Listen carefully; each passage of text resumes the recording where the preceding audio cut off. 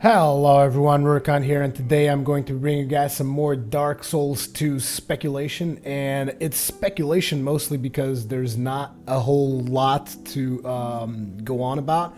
Also, I would like to kind of warn you guys that I'm a very disorganized person when it comes to organizing my thoughts for these types of videos, you know, kind of figuring out whether or not I want to talk about gameplay mechanics or I want to talk about speculation of new areas, old areas, that kind of stuff. So I am trying to put out different videos for Dark Souls 2, as in I'm trying to separate those two things, which is the reason why today I will not be touching too much on gameplay mechanics such as the multiplayer or any of that stuff. And today is more about a couple of speculations that were posted as replies to the video that I posted previously, kind of giving you guys the feedback on what I think about a lot of the stuff that was said. Now obviously I can't go through every single comment and answer it because that would just take forever, and a lot of those comments are repeated. So I kind of selected a lot of opinions that were going on in that particular comment section, and I'm going to be talking about that. Before we get started though,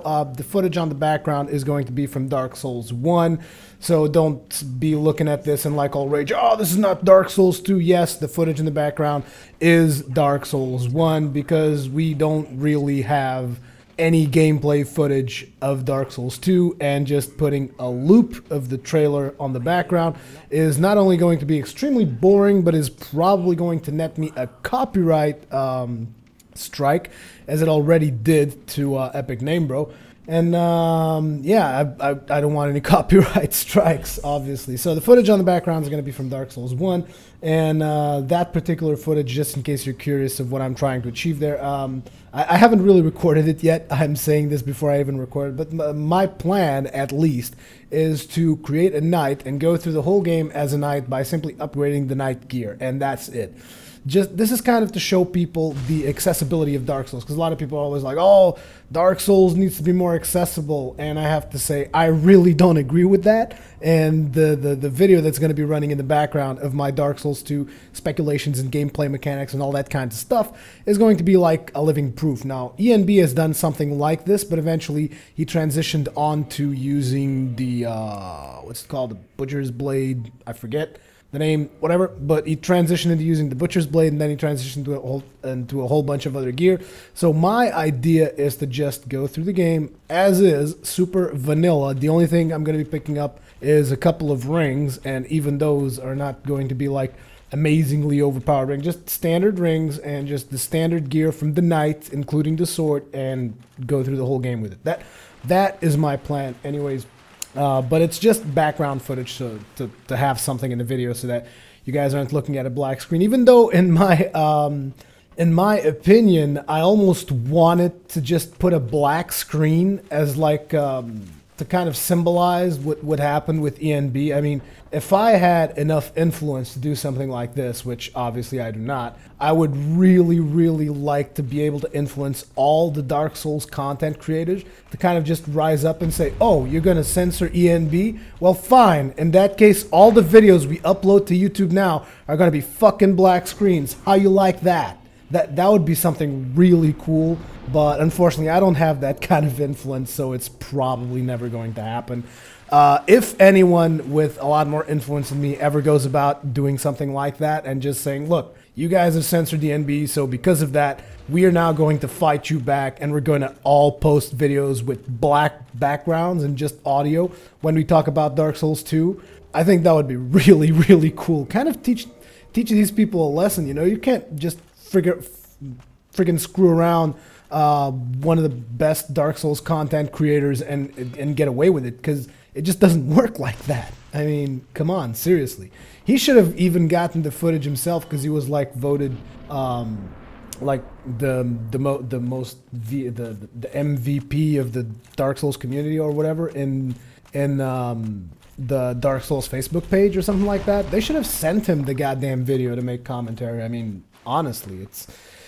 But whatever. I mean, I'm dragging on and on about stuff that's not really related to Dark Souls 2, and we haven't even started the discussion itself. But that is just something that tends to happen on my videos, so I'm very sorry if you are in any way disappointed. But let's get this party started. So a lot of you did not like the fact that I kept linking areas from the trailer to areas of Dark Souls 1.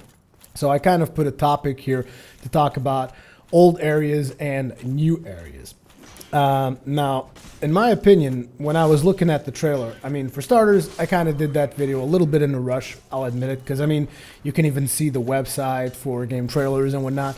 So that video was done in a little bit of a rush. So I kind of was looking for familiar elements for Dark Souls 1 and kind of trying to relate everything to Dark Souls 1. It was simply the mindset I was in at the time, but after doing more research about it and reading the press releases and whatnot, I have to say I think it's probably not going to be about as many of the old areas as I mentioned, but I am not 100% sure if that is the case or not.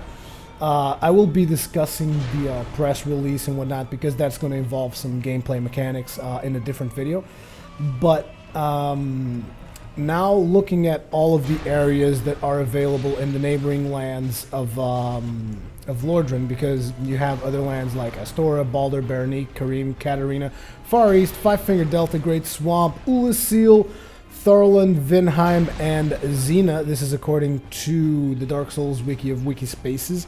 I mean, just looking at all these zones, I mean, I can't say that I think that that particular zone is one of these because there really isn't a lot of guidelines. Like a lot of you guys made some reference to the people who are attacking the guy in the video trailer, and you guys said, oh, maybe there are stealth warriors. But I mean, looking at that video, sure, they're wearing leather and cloth, but I'm not entirely sure they're supposed to be stealthy. I mean, just because they're wearing leather and cloth doesn't mean they're stealthy. I mean, you look, for instance, because this is a fantasy setting we're talking about, but look, for instance, to a dwarven berserker. He wears nothing, yet he's not very stealthy, is he? He's probably going to come running at you, screaming and hurling axes. I mean, just because they're wearing, you know, rogue-like clothes does not mean that they are stealthy. Hell, you can even look at Assassin's Creed. Assassin's Creed. I mean, the guy from Assassin's Creed, I wouldn't say that he is stealthy at all. I mean, his suit pretty much makes him inconspicuous in the middle of a crowd, wouldn't you say? So I would not necessarily assume that the dudes with the masks are stealthy and whatnot. But anyways, if I had to pick one of these areas to explore, I mean, because let's face it, probably not all of the areas are going to make it into the game. Because, I mean, we had one whole game just about Lordran, okay? And there's all these neighboring lands around it. So there's 3 lands that I would particularly like to visit. 3 specific lands that I would die to visit, okay?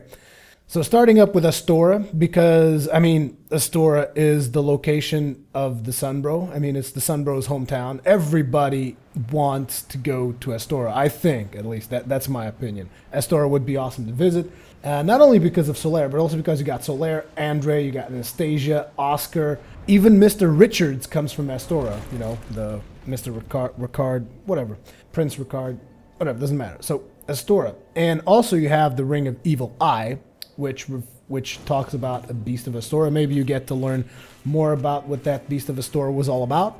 So, Astora, I think, would be a really cool setting to go to. Another setting to go to would be Berenice. And why Berenice? Because, I mean, come on. Berenice would be awesome. Have you seen the Knights of Berenice? It's ridiculous. Those guys are just like big badasses. I'd like to go there and visit that place too. The other place I'd like to go to is Katarina. Go to the home of the Onion Bro. Come on, who doesn't want to know what the Onion Bro's home is all about? I mean, and here's the description that they've placed in Wikispaces, because it just made me want to go there even more. The land of Katarina, known for its cheerful inhabitants, festivity, and drink. These gallant, honorable knights are often ridiculed for their humongous onion-like attire. They are usually disrespected and mocked by others due to their armor, despite how effective it is for defense. The people of Katarina are few and unknown in Lordran. However, they are known for their strength and cheerfulness. You know, cheerfulness, jolly cooperation. I just think it would be a good place to visit as well. So, Astora, Berenice, and Katarina would be places that I would like to go to. So, I would very much like to think that the area that shows up at the start, even though, as ENB said, it seems to be Lordran, and he thinks that it is the pilgrimage to Lordran. I would prefer that that particular area was Astora. Although I was actually looking at my own armor book, even though... armor book. My own art book, even though I have a smaller art book because I got a special edition, not a collector's edition, whatever. The art book is smaller.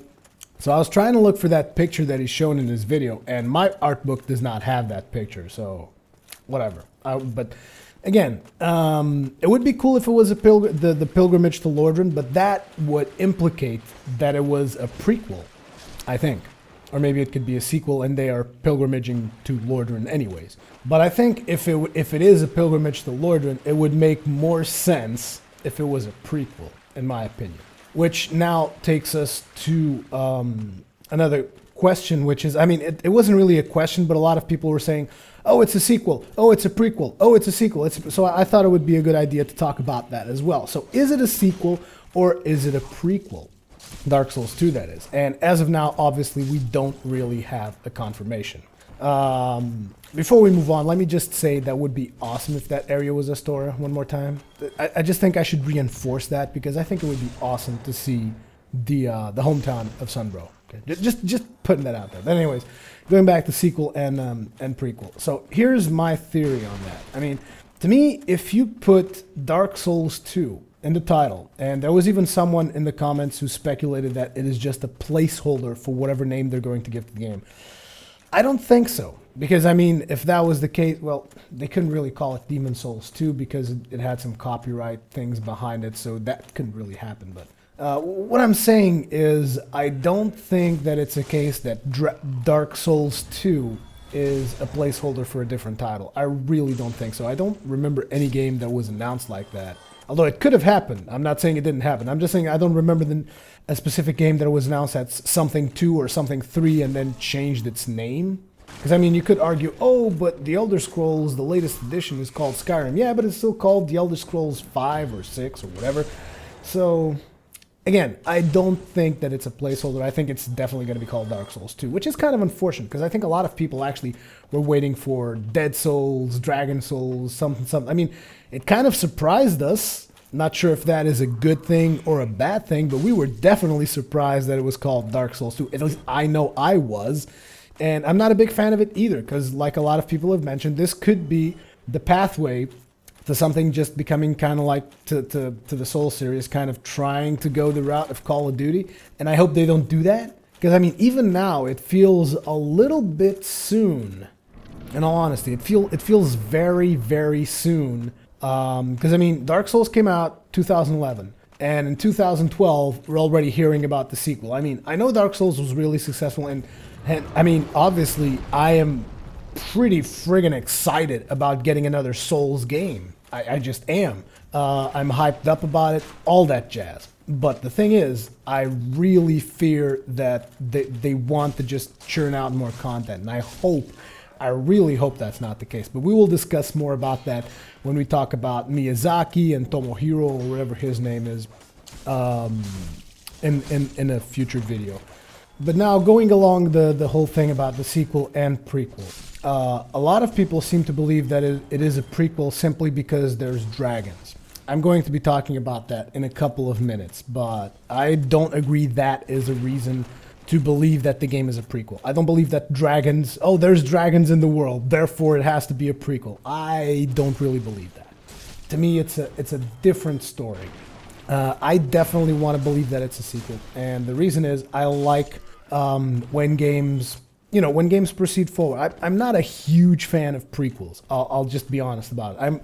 I'm more about sequels. I prefer that when a game has a sequel and has continuity and you know what happened in the previous game, so you kind of basically have that lore that you've gotten in the first game, and you know the things that happened in the first game and they have some kind of impact in the second game. If you could even import your saves from Dark Souls 1, that would be just the icing on the cake. That would be amazing. And if the decisions that you make would have consequences, like for instance, whether or not you decide to save Anastasia, or she remains mute, or you killed Lautrec, or you did not kill Lautrec, or you killed Chester, or you did not kill Chester, you know, those kind of things. And even Artorias, because I mean, let's face it, the entirety of the DLC is skippable. So you could just never kill Artorias, and Artorias could make an appearance. Well, theoretically, if it's a sequel, Artorias can't appear because he's going to be dead,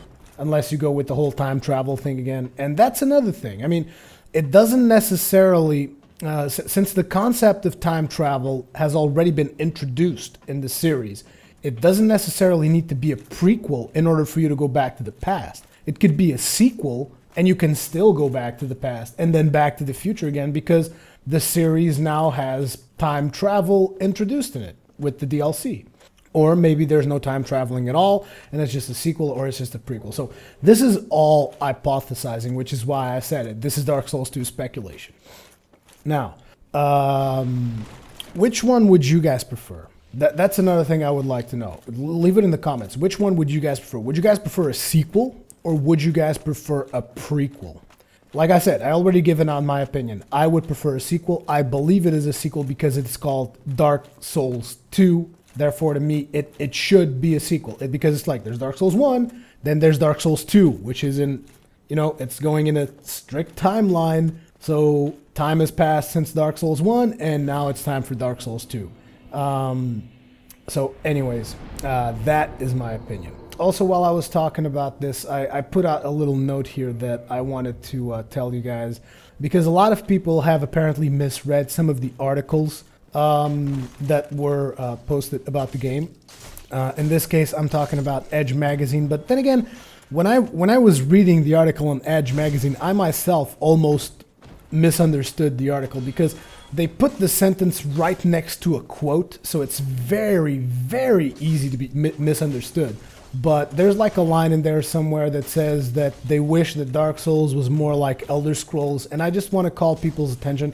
I'm going to be talking more about this in a future video, but I just wanted to call people's attention because I think it's very important, because a lot of people are jumping to conclusions. I believe that even ENB already mentioned this, but I'll just say it again, which is Edge Magazine are the ones who said they would like Dark Souls to achieve the fame level of the Elder Scrolls. It wasn't From Software. It wasn't Namco Bandai.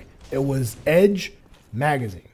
Okay? So that whole thing, a lot of people have been posting to my video as well, and have been posting on Twitter and what else, that they're saying, oh my god, Dark Souls is going to go mainstream. Dark Souls is going to be more like Elder Scrolls and Skyrim, and it was a magazine that said that. It was not From Software or Namco Bandai. I just want to make that perfectly clear. Okay, now that we got that out of the way, something that was also mentioned to great extension in my video was that the dragon that shows up there, the one that blasts fire against the main protagonist of that CG trailer, a lot of people said that the dragon's chest, it had like some claws and whatnot, and it almost looked like it was a little bit Gaping Dragon style.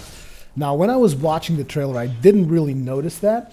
So then I went back, and now the trailer has already been uploaded to the Namco Bandai thing on YouTube, so I got to watch a better version of the trailer at 720p, and I watched it, and I kind of went frame by frame, and his chest is not really open. If you guys watch closely enough, it is not only open, the stuff that you see is not really claws because it's way too wobbly. So it's either some kind of fur he's got there, or some cloth that got trapped in his chest somehow, because his chest is closed. It just got a little bit of either cloth or beard or fur or whatever just hanging out there. So to all the people that were saying, oh, it's the Gaping Dragon style, no, forget about it. That, at least from my interpretation, either my eyes deceive me really, really badly, or once you get a second look at that video in the Namco Bandai channel, you're going to be able to tell that it is not an open chest, it is not Gaping Dragon style, so in my opinion, just forget about all that. So now, like I said, I wanted to talk a little about dragons, because a lot of people are saying, oh, the dragons have been extinct, the dragons have been extinct since the War of the Dragons, so it has to be a prequel, it has to be a prequel. Okay, here's my theory. For starters, when you're in Dark Souls, right, supposedly at that point, the dragons would have already been extinct, because you guys are saying that after the war, there were no more dragons. So in Dark Souls, there's supposed to be no more dragons, according to that theory that there's no dragons after the war. But yet you find the Everlasting Dragon in Ash Lake, like a lot of people have pointed out in comments as well. There's also the Hellkite Dragon that you find really early in the game, obviously the one that breathes fire on the bridge. There's also the Gaping Dragon that you find in the depths. So this is three dragons that I've found so far. And you guys can say, oh, but those are the only three. Well, what about all the drakes in the Valley of Drakes? I mean, I'm not sure if you separate... I mean, theoretically, in a lot of RPGs, drakes are younger dragons. Not sure if that's the case in Dark Souls or not. Like I've said a whole bunch of times, and I will say it again, I am not very proficient in Dark Souls lore. But, I mean, there's drakes. Supposedly, those drakes will eventually grow and evolve to be adults. So there's like, what, how many drakes are there in the Valley of Drakes? I don't know, 9, 8? I don't know, whatever. Imagine those will eventually get older and become dragons themselves. But the dragons that show up in the CG trailer don't really look like the drakes in the Valley of Drakes, because the drakes are blue. But anyways, there's other things, because besides the Everlasting Dragon, the Hellkite Dragon, and the Gaping Dragon, also notice that all of these are optional. I mean, you can't really kill the Everlasting Dragon, you don't have to kill the Hellkite Dragon, and you don't have to kill the Gaping Dragon. Well, you kind of have to kill the Gaping Dragon if you don't have the Master Key. So it's optional to a point, I guess. I guess it's optional. Well, actually, no. Even if you don't have the Master Key, there's ways to go about and not kill the Gaping Dragon. So the Gaping Dragon is still an optional boss, as far as I can tell. Yeah, I think the Gaping Dragon is pretty much optional. And then there's also Crossbreed Priscilla, which again is an optional boss. You do not have to kill Crossbreed Priscilla. So any of these dragons, and even though Crossbreed Priscilla, sure, you can't really say if she is capable of, you know, laying a dragon egg or something like that. But it is a possibility. You can't say she's not capable of it either, okay? So all of these are optional bosses, so they can be featured into Dark Souls 2, thus spawning a new breed of dragons. And there's even one of them that you simply cannot kill, the Everlasting Dragon, who is immortal. You just can't kill him. So if you can't kill him, he's just going to be around forever. So he can lay some eggs, maybe, I don't know. Does it have to be a female dragon to lay eggs? I don't know. So there is the possibility that the dragon race is not extinct and the game is still a sequence. But on top of that, I also had a different theory. Because, I mean, all of these 4 cases, like I said, Everlasting Dragon, Hellkite Dragon, Gaping Dragon, and Crossbreed Priscilla, both the 4 of these can theoretically make sure that the dragons survive. But apart from these, who knows if there's not more dragons hiding around? Because, I mean, we've said it ourselves. There's 4 dragons that we've seen in Lordran alone. Who's to say there's not dragons hiding in Astora, or Baldur, or Berenice, or Karim, Katarina, Far East, Five Finger Delta, Great Swamp, and Ulasil? Probably not. Thorlund, Vinheim, or Xena. Who's to say there's not dragons in any of these places, hiding, or maybe even eggs? Because, like I said, I still believe that the dragon that shows up in the trailer is somehow related to Black Dragon Calamite. So, because, I mean, imagine this. What if Black Dragon Calamite laid an egg and it remained dormant somewhere? You know? It's a possibility. You never know. And eventually a new Calamite-like dragon appears further in the future.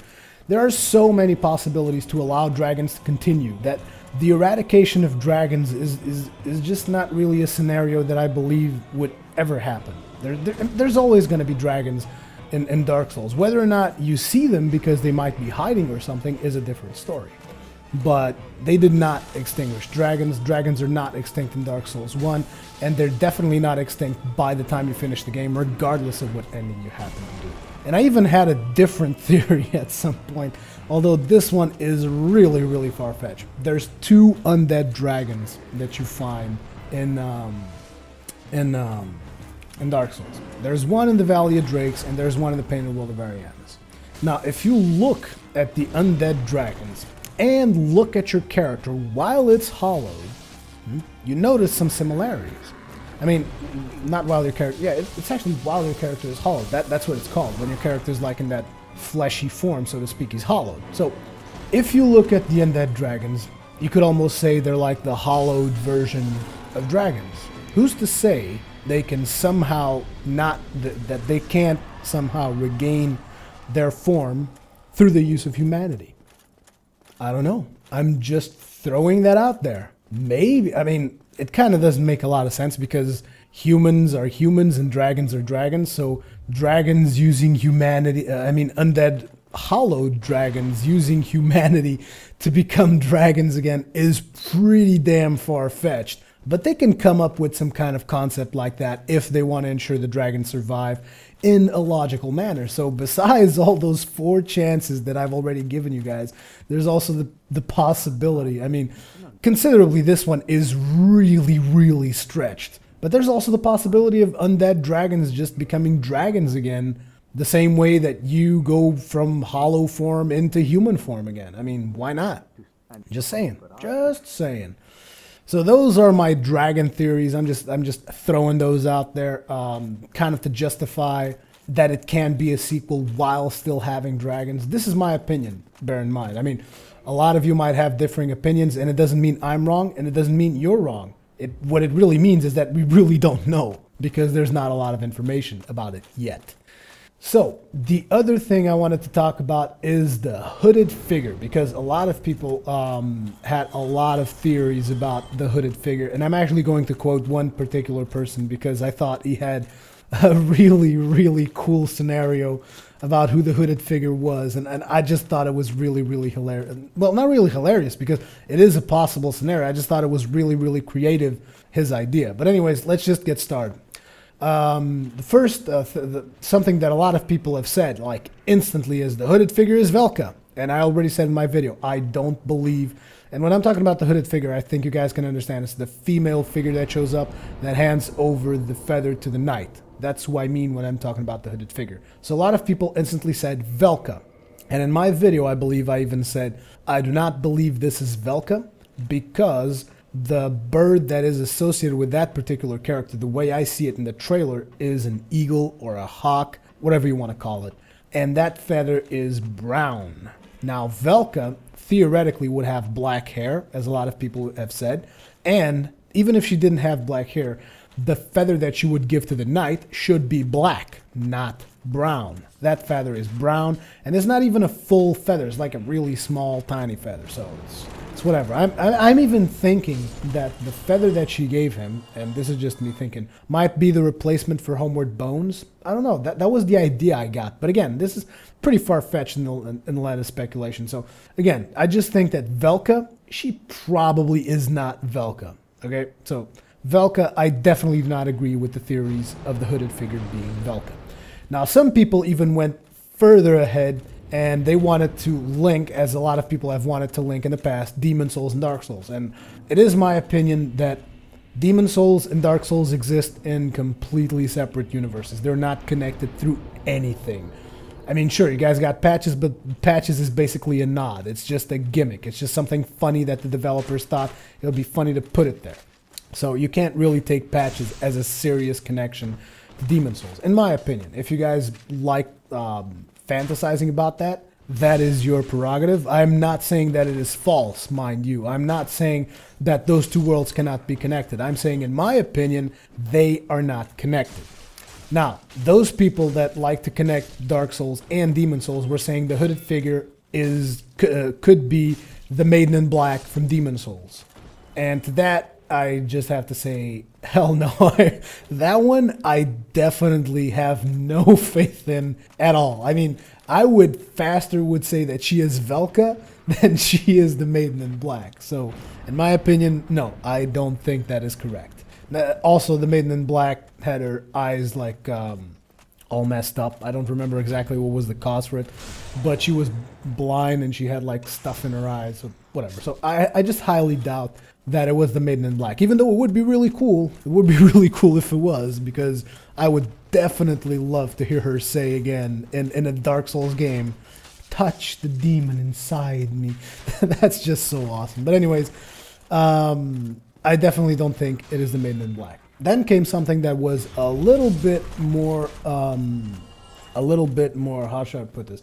It made some sense, but again, I don't believe this is right. They were saying that the hooded figure could be the Witch of Izalith. In my opinion, that is also not right, because in order for her to be the Witch of Izalith, this would definitely have to be a prequel. I mean, it would definitely have to be a prequel, because, I mean, that character takes such a prominent role in the trailer that she needs to play out a really important role in the game, in my opinion. So, in order for her to play any role of importance, it would either have to be a prequel, or we would, like I said, have to travel back in time to meet her. But it's just a little bit too far-fetched, because the Witch of Izalith is supposedly the one that transformed herself into the Bed of Chaos. So, yeah. That would definitely shoot sequel down, or it would have to be a sequel with time travel. So, or a prequel. So yeah, I don't think it's the Witch of Izalith. I just don't really believe it is the Witch of Izalith, even though there's some similarities. But then again, it's a very generic female form. When you look at the intro from Dark Souls 1, the face that you see for the Witch of Izalith is very, very generic. It could be equaled to just about anything. So again, I don't believe it's the Witch of Izalith. I was reading through some stuff, and I came up with a theory, which, as I was reading through this stuff, it appeared in a comment on my video as well, which I thought was really funny. The hooded figure could be Quilana. Now, this is a theory that I can support, and right now it is actually the one I'm leaning more towards, even though, as they said, it's a completely different land and a completely different setting and a new hero and all that stuff. I mean, if we are to link something of Dark Souls 2 from that trailer into Dark Souls 1, I would have to say, if we are to link the hooded figure with anything, I would have to say that Quilana seems to be the most viable character, because you never really see her face. You don't really know what she looks like. She has the death shroud on all the time, so you don't really know what she looks like. All you know is a little bit of her voice. You know that she is she's kind of desperate to for the hero to go and free her sisters and mother from eternal suffering and whatnot. So Quilana is a viable option. And if I had to associate, if she is at all related with Dark Souls 1, I would almost definitely say that she is Quilana. But it could also be the case that she is simply not associated with Dark Souls 1 at all and is a completely new character, so that could throw that theory out the window.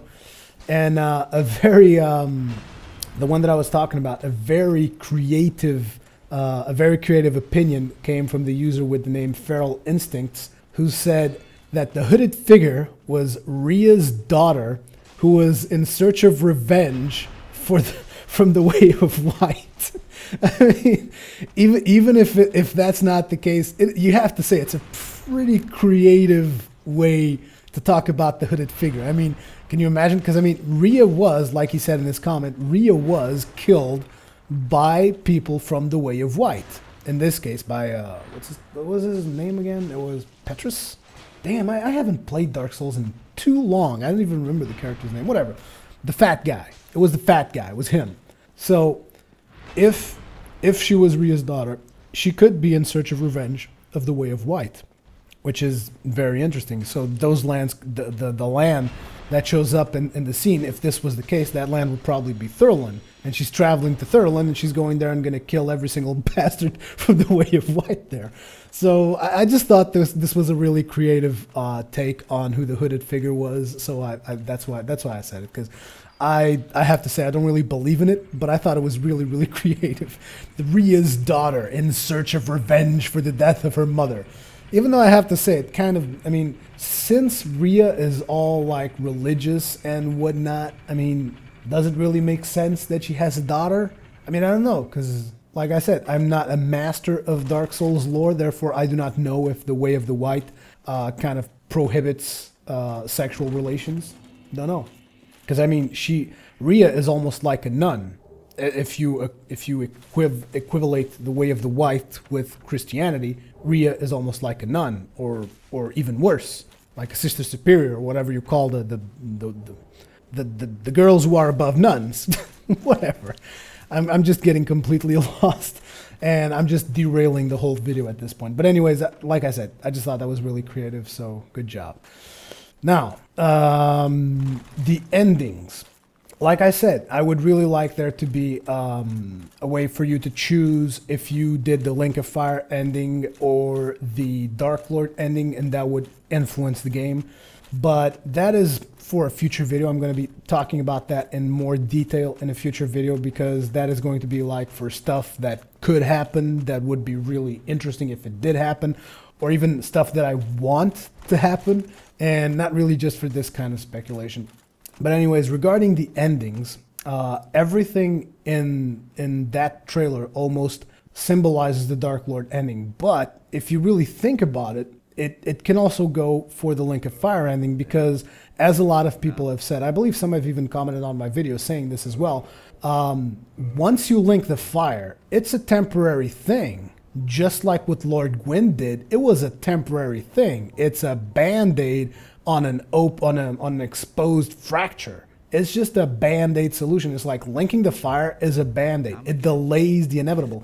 The flame will eventually weaken once again.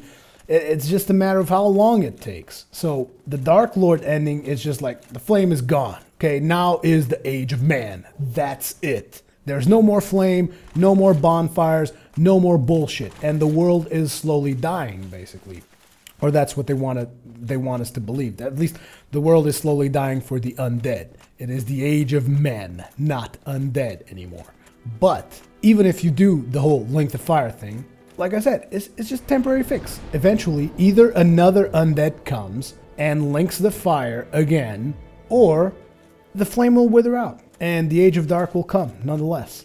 As a matter of fact, if you guys go look through my videos, I did that video which was hollowed, in which I implied that my character, I mean, it was kind of like a machinima type thing, like a really, I even had Side Strafe as a voice actor and Miss Pandora as a voice actor as well. So if you guys have not checked out Hollowed, you guys should go to my channel and just search Hollowed and watch that video. But basically in that video, I imply that my character had had linked the fire 6 times.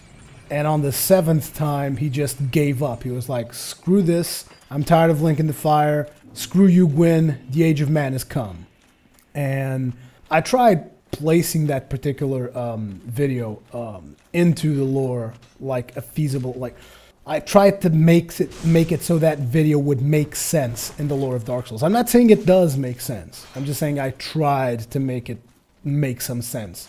So basically, regardless of which ending you would do, unless there was constantly an undead going there, linking the fire, then another chosen undead goes there, links the fire again, another chosen undead, eventually the world would always go into the Dark Lord ending. So basically what they can say is like, oh, this is 200 or 300 or God knows how many relevant years in the future, and this has happened. And if you link the fire, this has happened, like it took this amount longer, and now it's the Age of Dark again. So when they say in the trailer, you are undead, forever without hope, forever without light, everything indicates the Dark Lord ending. So I think, once again, I'm leaning towards sequel after the Dark Lord ending. So you are in the Age of Dark, in the Age of Man, whatever that means. So I don't know, that is just my opinion. I think that the setting will be in the Dark Lord ending. So something else that also popped up in the comments was some of you were theorizing that in this particular game we would have a return to the style of Nexus as opposed to the open world of Dark Souls. I have to say I don't really agree with that, because I think they recognize that the open world is a lot cooler than the Nexus. I mean, surely the Nexus is amazing. It is a cool structure. It had a ton of lore, as ENB said himself, but I really preferred the style of the open world with the checkpoints as they happen. Maybe the checkpoints in Dark Souls 2 are somehow related to hawk feathers. I don't know. Maybe the checkpoints are hawk's nests. I don't know. But basically, that is my theory. I think it's going to be open world, and I would prefer it to be an open world. There was even someone with a theory that all the places that you were visiting in Dark Souls were Painted Worlds of Variamus style zones. So you would be like stuck in a room and there's all these paintings and you can go there and influence the world and whatnot. So that would be kind of like the Nexus and the Archstones. I don't agree, and I hope that they don't go that way, because I would much rather prefer an open world system. Let's see what other notes I have here. Could the city shown amidst the mountains be Astora? I've already mentioned that at the start, actually. So yeah, I would like it to be Astora.